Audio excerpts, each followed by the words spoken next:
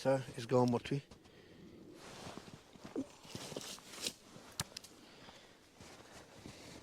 არა, მაგ უკვე დამსხრეულია რა, ბევრი აქვს მოხვედრილი ერთ ადგილზე.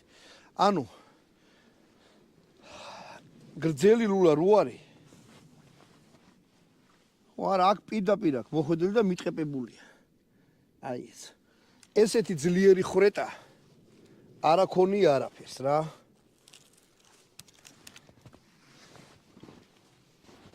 ხდება ეს გრძელი ლულის ხარჯზე რა. ვეღარ ველები ამიერას მიმახოც მგონი.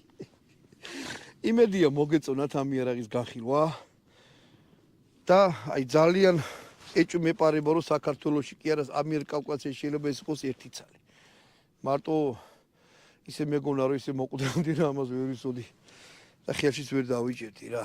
შეხედეთ როგორი ხაზები აქვს, როგორი დამუშავება ეს არის თან წარმოიდგინეთ 1893 წელში გამოშვებული იარაღი.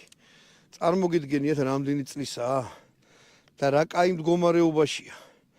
ბარაქალა იმას ვისაც ეს ქონდა და შეინახა და მოუარა. რა ვიცი, ვისაც იარაღი იყორთ ალბათ ამასთან მე დავიცინებდი. ტოპოპილობაში მხილდი. მოკლედ მეგობრებო, ამითი გამოგემშვიდობებით. ხო კიდე ხრეტა აქ გრძელი ლულის ხარჯზე. ჩათვალეთ რომ ნამდვილი კარაბინია რა. შპაგინის პისტოლეტ ყუიამფრქვევი როა, ამაზე ნაკლები, აი ზუსტად ამხელელო აქვს იმასაც და ზუსტად ესეთ ვაზნს ისვრის. თან გაითვალისწინეთ რომ მე ამისი ვაზნა არ მისროლია. 7.63-ია. ეს არის 62. 63 ცოტა უფრო დიდია და ცოტა უფრო მაგრა იჭედება ლუაში და უფრო მეტი გატანა იქნებოდა დარწმუნებული ვარ.